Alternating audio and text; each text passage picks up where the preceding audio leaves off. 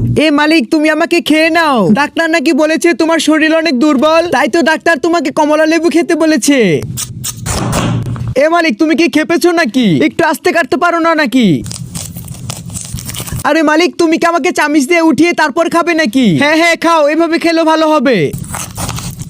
এ কি মালিক, তুমি কমলা না খেয়ে আমার খোসা দিয়ে কি করবে? এ মালিক, একবার দেখিয়ে দাও তো বেটাকে দিয়ে তুমি কি করবে। মালিক, তুমি এটা কি করছো? আরে মালিক, তুমি আমার উপরে চাপাতি দিলে কেন? চাপাতি দিয়ে তো চা বানানো হয়।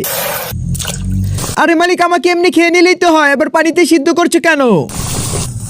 আরে মালিক, চিনিটা বেশি দিও না, তোমার এমনিতে সুগার আছে।